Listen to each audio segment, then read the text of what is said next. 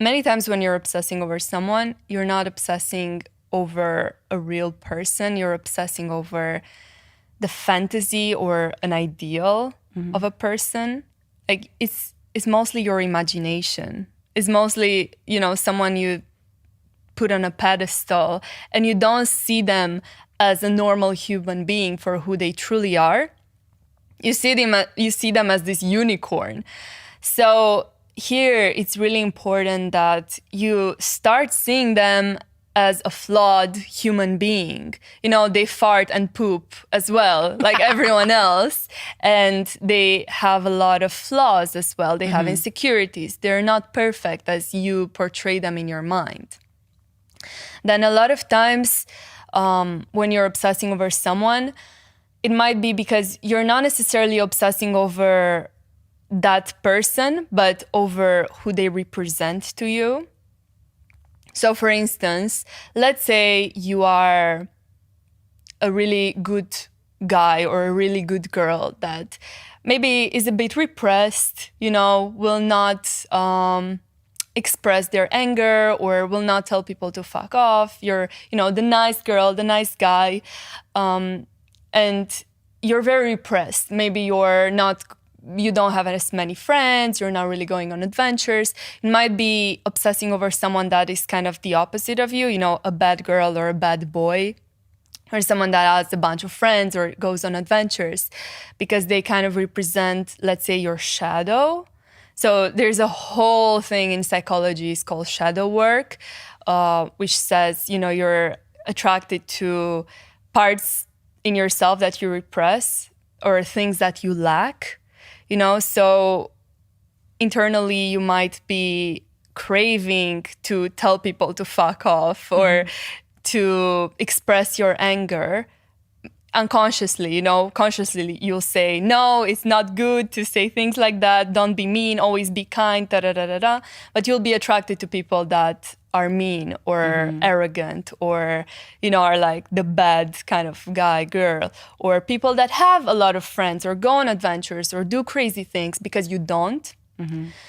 And here, it's important that you start integrating some of these things, integrating your shadow. If we talk about the shadow, is a bit deeper and more psychological, but it's, things like start expressing yourself more, maybe put some boundaries with people, stop being so nice, see what exactly do I like in that person that I'm obsessing over. What is it about them specifically? Some people say, oh, it's the cuddles or it's the blah, blah. It's like, no, you can get cuddles from anyone. Yeah. What specifically about that person are you obsessing over? And try to integrate those things in your life. Is it the fact that they go on adventures? Start going on more adventures. Start creating a group of friends. Start creating that confidence or that charm or that charisma that you really like in another person. Sometimes you're obsessing over someone's life, not, who they are as a person. Another thing when it comes to obsession, there are so many elements and aspects to obsession. I can talk about it. We do a whole podcast on it. Yeah, I could do a whole podcast on it. Another element is the trauma that comes with it. A lot of times you're obsessing over people that will like touch your trauma. So for instance, a lot of people don't feel good enough or don't think they're worthy of love. So they will go for people that they see as superior to them or people that reject them because it triggers and touches their trauma. And so they start obsessing, not over that person, but they kind of try to validate themselves by winning over that person. They kind of try to gain validation and prove to themselves that they are good enough, that they are lovable. And they tell themselves, if I'm going to conquer this person, I'm finally going to be good enough. Because maybe my mom was emotionally unavailable and, made me feel like I'm not good enough or I'm not worthy of love. And so I'll go for someone that kind of reminds me of that childhood trauma of my mom, just as an example.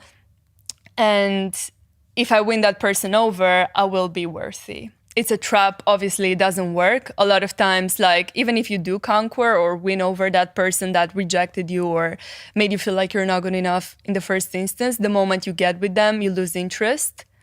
You're obsessing, you get them, and then you're not interested anymore. It happens so many times, you know. You see like the chaser or the hunter stereotype.